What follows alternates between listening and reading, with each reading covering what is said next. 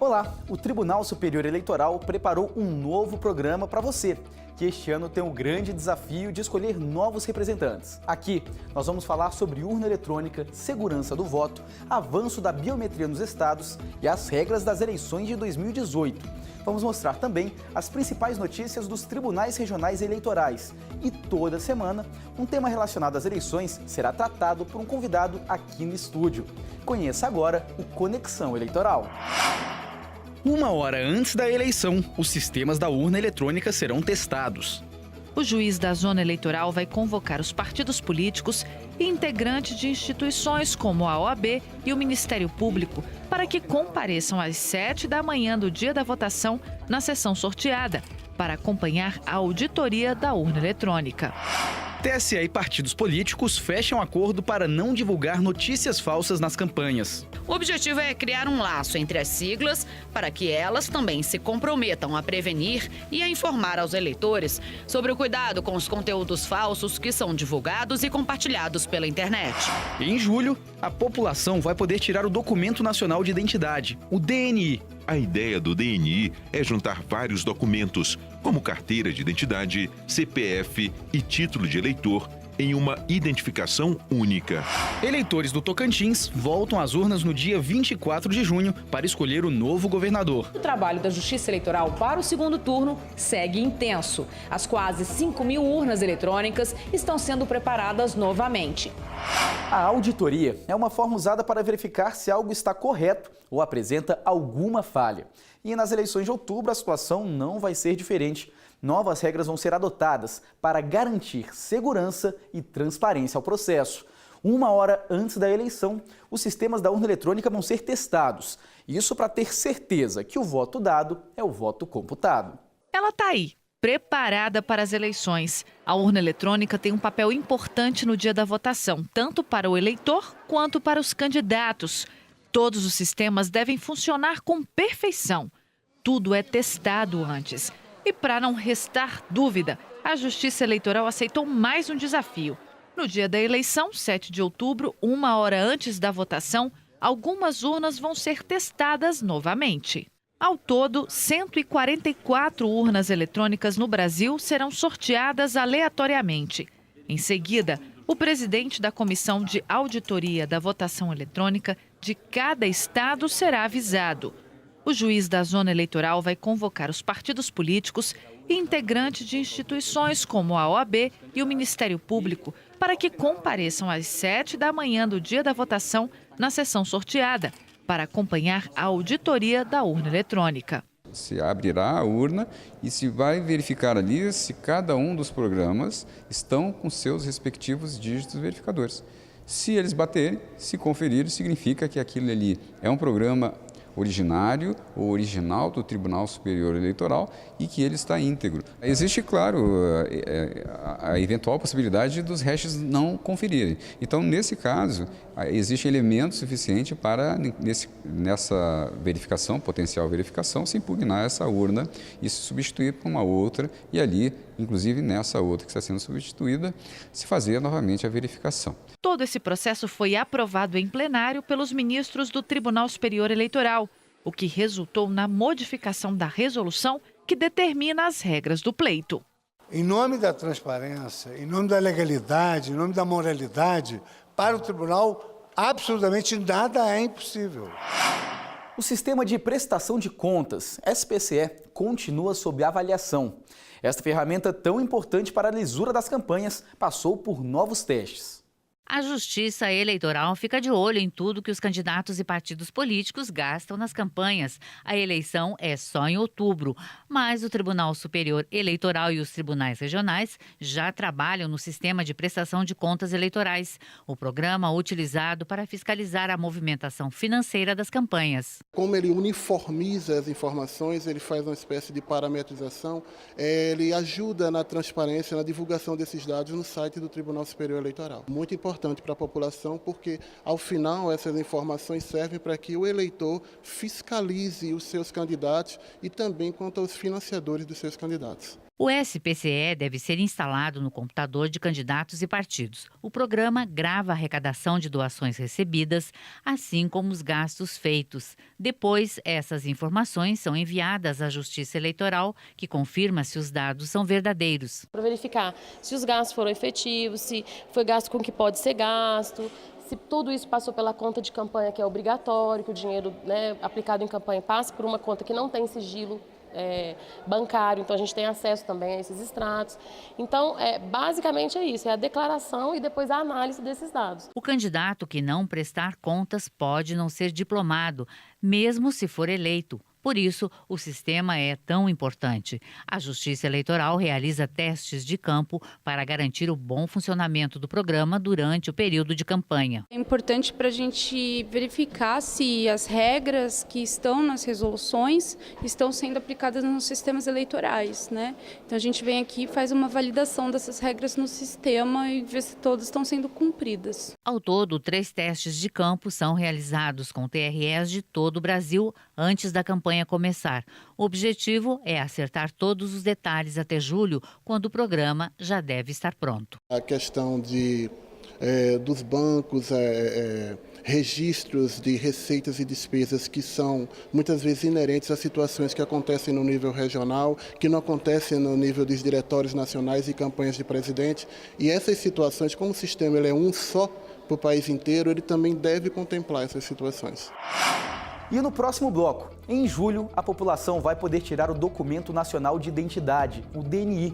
E tem mais, não acredite e nem divulgue notícias falsas. Elas podem prejudicar uma eleição.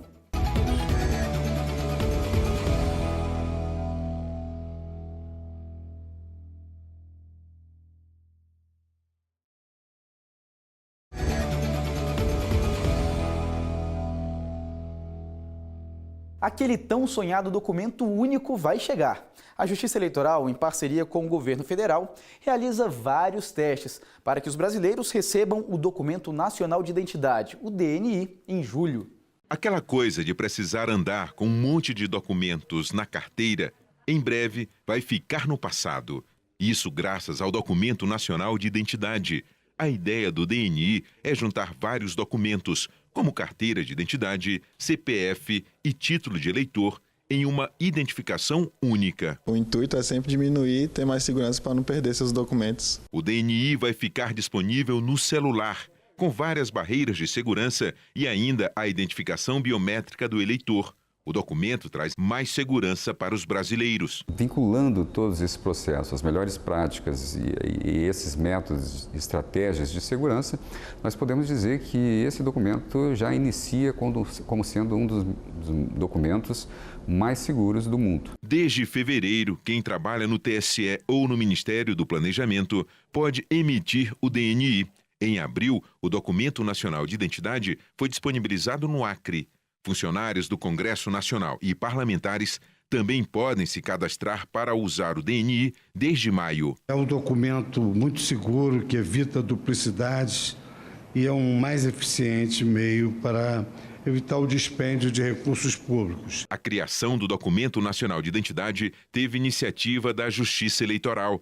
A ideia era aproveitar as informações conseguidas no recadastramento biométrico do eleitorado para unificar as identificações dos brasileiros. O aplicativo para gerar o DNI é gratuito e já está disponível para os sistemas Android e iOS. O objetivo da Justiça Eleitoral é disponibilizar o documento para quem já fez a biometria até julho. Notícias falsas. Esse assunto é discutido no mundo.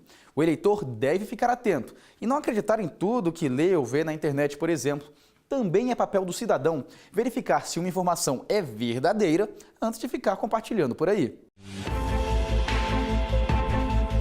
Quem dera fosse simples definir verdade e mentira. Será que as pessoas sabem o que é uma notícia? Será que as pessoas sabem o que é uma notícia falsa? Sabe o que é fake news? Fake news é uma coisa falsa, uma notícia falsa. São notícias falsas, né? Na internet você já compartilhou alguma notícia falsa, ouviu e há tempo antes de compartilhar que era falsa? Então, eu já vi, mas eu nunca compartilhei, assim. Eu não acho correto. Essa notícia aqui, ó. Estados Unidos e ONU sugerem intervenção militar no Brasil. Deixa eu ver. Você acha que é falsa ou verdadeira? Agora eu fiquei na dúvida. Eu acho que é falsa. Eu acho que é real essa daí. Essa aí é verdadeira. E essa aqui? Eu acho que essa é falsa. Também. Se for leigo, você fica na dúvida. A gente tem que se informar para ver se aquela notícia é falsa antes de compartilhar. No campo científico, no campo da comunicação, hoje, o último levantamento feito aponta para o fato da gente ter 6 conceitos diferentes. Esses conceitos vão desde piadas que imitam a estrutura de notícia até propaganda política. É aí que a questão se multiplica. A verdade é algo que se constrói num processo. Tá? O debate eleitoral, na hora que você se posicionar dizendo isto é verdade, isto é mentira, você está tomando mal ou bem partido. Para o eleitor, tudo bem.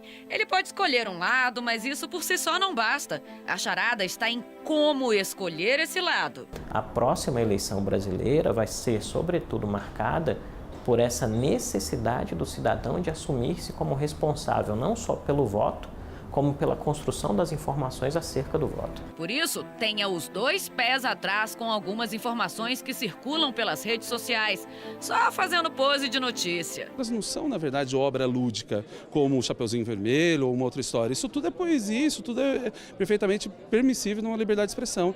Ela, na verdade, é um engodo, é um engano, é uma forma de iludir ou enganar aquele que está recebendo aquela mensagem. Ele dá essa dica porque uma notícia falsa no período eleitoral pode ser uma avalanche na celebração da cidadania. Uma festa de democracia para o povo, mas para os candidatos é predatório, porque quem perde não tem vaga, quem não tem vaga não realiza seus sonhos e objetivos. Mas quem perde tempo mesmo com o impacto de uma notícia falsa pela internet é toda a sociedade durante o período eleitoral. Por isso, cada um tem que fazer a sua parte. Eu, por exemplo, sou jornalista e responsável pela informação que estou te passando agora. Essa é a minha responsabilidade. O veículo de comunicação que você assiste nesse momento é de confiança. Mas você reage da mesma forma a uma notícia pelas redes sociais? É aí que a sua crítica ganha peso. E a solução é bem leve, está aqui na minha mão, não tem nem 110 gramas. O mesmo celular usado para compartilhar uma notícia também pode ser usado para conferir essa informação. Em primeiro lugar, nós recomendamos que haja uma checagem bem profunda com relação às notícias que são veiculadas. Normalmente notícias muito escandalosas, que a sociedade não se limite à leitura do título, que vá ao conteúdo da matéria. E depois de uma checagem muito, digamos assim, aprofundada, ela avalie da necessidade ou não de compartilhar, de que maneira esse compartilhamento atenderá ao interesse maior da democracia, que é eleger os reais representantes do povo. É tarefa para o eleitor e dever da imprensa também. Já o compromisso da Justiça Eleitoral é outro. Fazer essa separação do que é verdade, do que é mentira no discurso político é uma tarefa da sociedade, da imprensa, das entidades de fact-checking. O que a Justiça Eleitoral pode fazer é regular os meios usados. O TSE e 10 partidos políticos firmaram um acordo contra as fake news. Para evitar que o olhar crítico do eleitor seja embaçado por notícias falsas, a tática do jogo é a união. Por isso, os partidos foram convidados a assinar um termo de compromisso durante a reunião realizada no gabinete da presidência do TSE. O objetivo é criar um laço entre as siglas para que elas também se comprometam a prevenir e a informar aos eleitores sobre o cuidado com os conteúdos falsos que são divulgados e compartilhados pela internet. São termos que encerram compromissos éticos. Então, essa colaboração é uma colaboração dos homens de bem. Assinaram um termo de compromisso os representantes dos seguintes partidos: Democratas, Partido Comunista do Brasil, Partido da Social Democracia Brasileira, Partido Democrático Trabalhista, Partido Republicano Brasileiro, Partido Social Cristão, Partido Social Democrático, Partido Social Liberal, Partido Socialismo e Liberdade e Rede Sustentabilidade. Os partidos também terão possibilidade de, eventualmente, trazer ao conhecimento do Tribunal Superior Eleitoral alguma anomalia que esteja ocorrendo no ambiente eleitoral. Mas o objetivo maior foi exatamente trazê-los para a nossa companhia, no sentido de que nós possamos presidir a uma eleição limpa, uma eleição ética, uma eleição da qual o povo brasileiro possa se vangloriar. Os outros 25 partidos registrados na Justiça Eleitoral ainda podem assinar o documento até o dia 21 de junho deste ano, no Seminário Internacional Brasil-União Europeia sobre as fake news. O encontro, promovido pelo TSE, vai ser realizado aqui na sede do tribunal, em Brasília. Nós temos órgãos preparados para o combate das fake news. Temos órgãos de prevenção, órgãos de repressão, mas mais importante do que isso são os órgãos de colaboração, porque colaboram por patriotismo, colaboram por amor ao Brasil e são coadjuvantes do TSE exatamente na manutenção dessa rigidez da ética, da legitimidade do ambiente eleitoral. O TSE já se reuniu antes com os partidos políticos para conversar sobre as fake news. O tema foi debatido ainda no Congresso Nacional com a presença de representantes do tribunal. Comissões internas também discutem as alternativas para que as informações maliciosas não sejam voto decisivo contra a democracia. E olha, tem muita gente espalhando notícia falsa sobre a urna eletrônica por aí. Veja como foi criado o equipamento que garante segurança e rapidez nas eleições brasileiras. Uma máquina que garante o sigilo do voto, a segurança de uma eleição e ainda deixa a totalização muito mais rápida.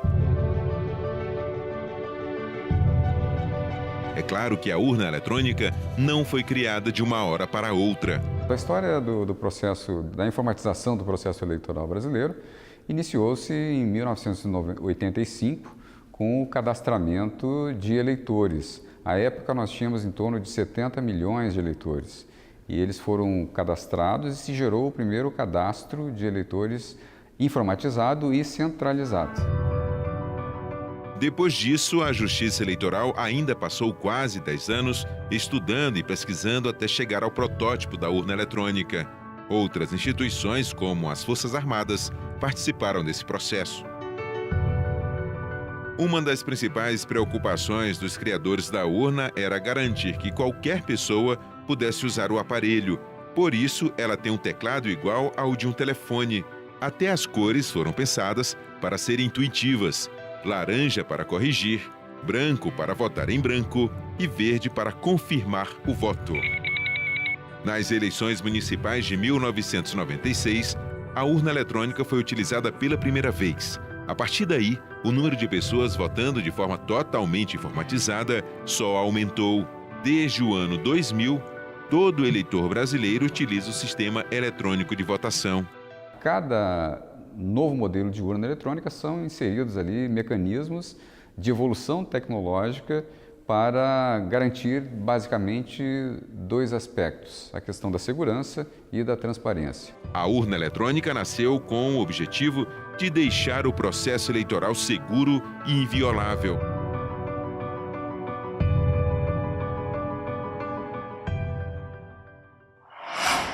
Veja no próximo bloco. Eleitores do Tocantins voltam às urnas no dia 24 de junho para escolher o novo governador. A gente volta já.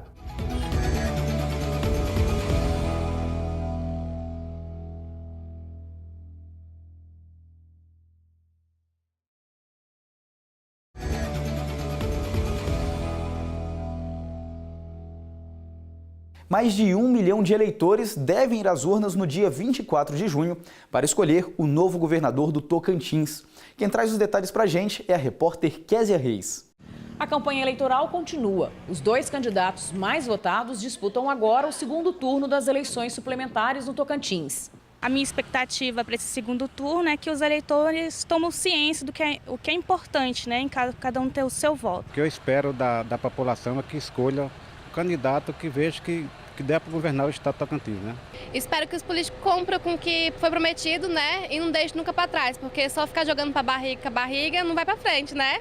A legislação eleitoral determina que no segundo turno os candidatos podem fazer propaganda eleitoral no rádio e na TV, além de comícios, desde que respeitem as regras. A partir da sexta-feira, agora dia 8 de junho, começa a divulgação da propaganda eleitoral no rádio e na televisão.